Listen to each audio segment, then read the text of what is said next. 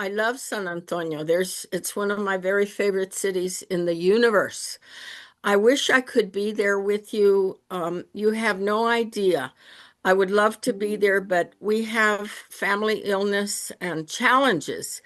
I'm getting older, we're getting older, and I'm just not able to travel as much as possible. But I am there with you in spirit, mind, body, corazón. Thank you. You're so awesome. I Another question, and then I don't know if my buddy Victoria wants to jump in. Why the street? Why the city as the narrator? I think it's the most fascinating use of of creation. Street. Mm-hmm. I grew up on a very, very small street of one block, and everybody knew everybody. We knew the animals, the cats, the people that left their houses in the middle of the night with the ambulance. If there was an ambulance, everybody in the street came out. Uh, if a dog was sick, your neighbor would call you. When the flooding took place some years back, because we were in a flood zone, everybody was up at 3 o'clock in the morning when we saw that wooden beam float down the street. If there was a freeze, everybody knew we were covering our bushes. So I grew up in a mini universe, which was a street. And after living, here's another thing. I have lived in the same house that I was born in. As a matter of fact, this very room here, this purple room, is the room that I was born in 77 years ago. It's hard to believe. My mother brought in a table. For some reason, I was born on a table, a wooden table that I still have. She brought in the table. And the legend and the story, the truth of it was that when I was born, the table collapsed. It shot me into the closet. This is my older sister, Farida, said, "That's why you love shoes." But I don't know about that. But the table collapsed. My mother and I collapsed. It was a home birth.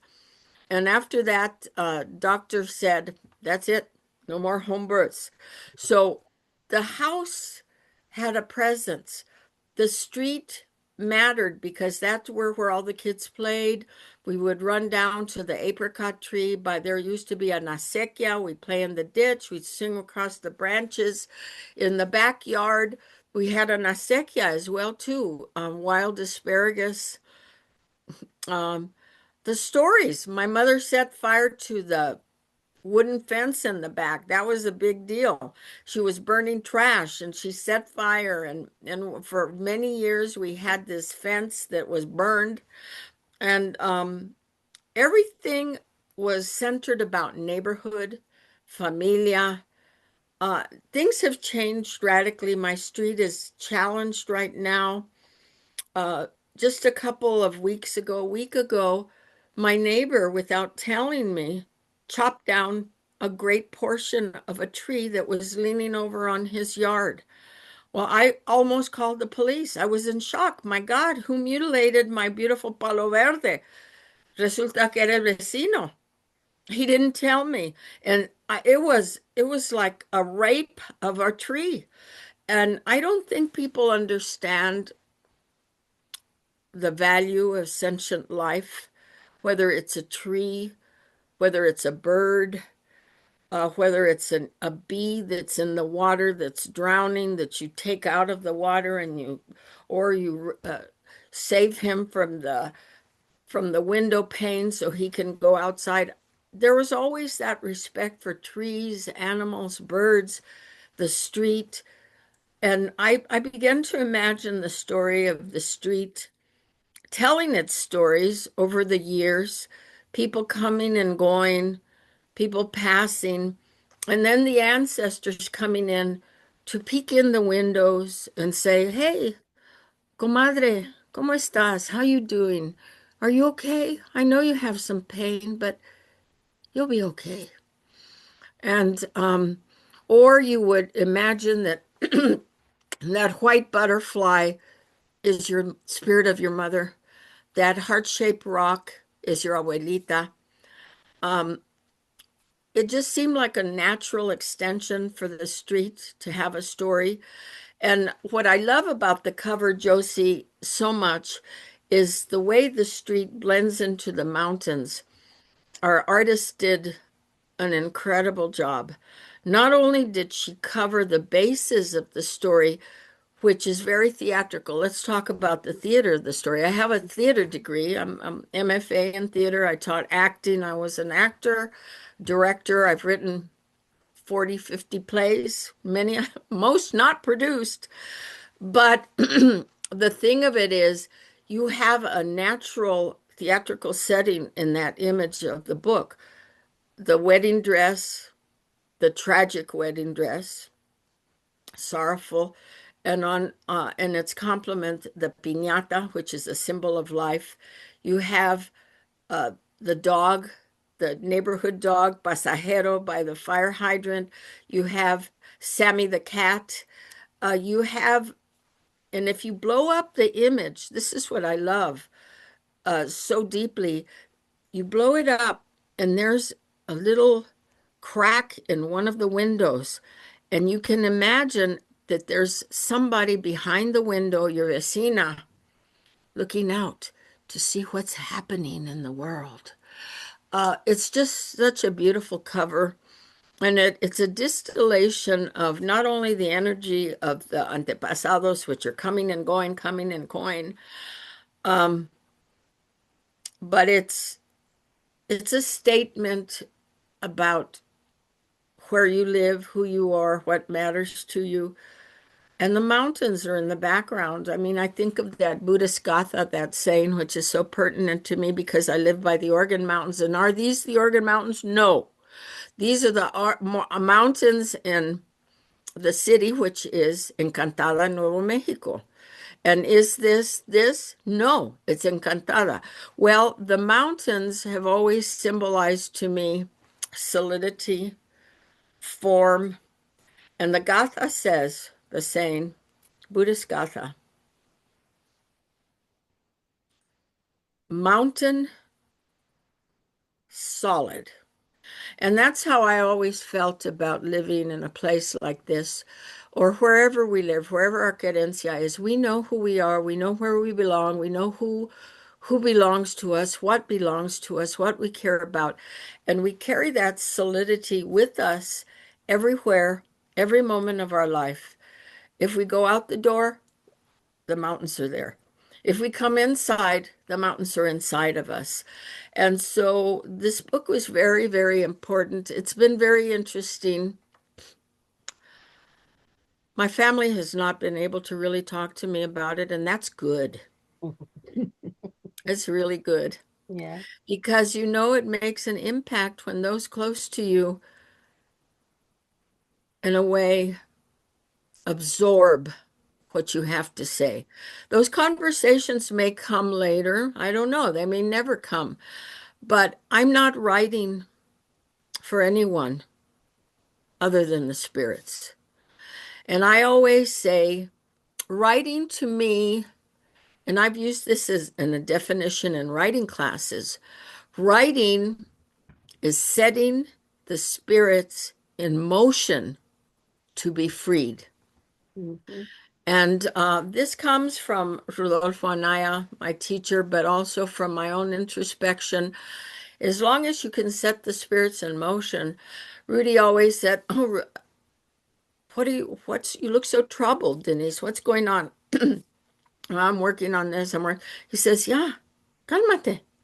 He was always giving me consejos. He says, "It's like getting a massage. Just, you know, let it go." And so, and I even have a letter that is close to my computer. I was having trouble with the publisher.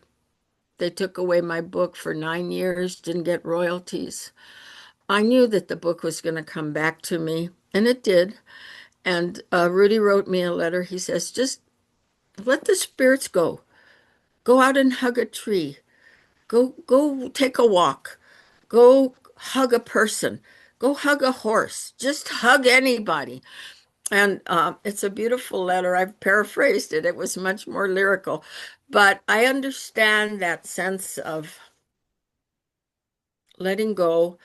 And I think that this book, Street of Too Many Stories, was an actual incredible release for me and for those spirits. I mean, it comes in the tradition of Pedro Páramo, which is the underpinnings of all of our magical realism. That's what informed Gabriel Garcia Marquez and what informed Bless Me Ultima and a book like Under the Feet of Jesus. All of those books come from this tradition of magical realism, but I think there's another way to see that.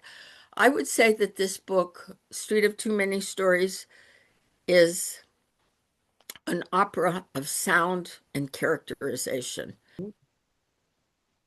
Wow. Is there anything you want to tell the audience today? They are going to miss you and they understand that you're not Oh, here because of circumstances. I would love to be there.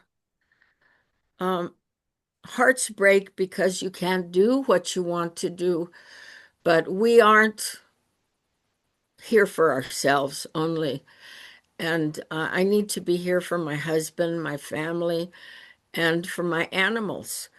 I have various animal feral colonies. I'm taking care of a little kitten right now that I'm very worried about. There's no reason why this little baby child should be out there con este tiempo. It's getting colder. I worry about the lady that I saw at PetSmart. I'm there every other day buying cat food. Uh, una señora, I would say she was maybe early 50s with her daughter, who was in a disabled young girl in a wheelchair. Um, they're often hanging around the PetSmart. There's always people looking for cat food and dog food, and I have a trunk full of food for animals. And so this woman comes up. It was a cold night, and my sister had given me this cute little outfit, and I had the cute little sweater in the car. And I saw that the mother of the disabled woman was cold, pues le di mi suéter. And, it was like, oh my God, that's my beautiful sweater. I love it. But she was cold. And I had some money. I never have money, but I gave her what I have. And they headed off. She was headed over to Wendy's to get some hot soup. Yeah, yet when I went to get cat food, I was talking to a woman in line about the woman and her daughter. Oh, she said, oh, they live in the park across the street, Young Park. I said, they live in the park? How can people live in a park? Well, I have my manda. I'm not there because I have to find this woman. I've got to find her mija. She was bundled up, the woman I gave my sweater to, but her daughter was like with two hoodies and blankets and everything. I'm sorry I'm not there, but I got to go find that woman. You go find her and my love to your cats. All Thank right. you And so much. and of course a big old hug and kiss to Daniel and to you, Thank you. my corazón. Thank you very, very much. Thank you, I love Denise. you. Thank you for making the time. Love Thank you. you. Bye bye. Love you. Bye bye.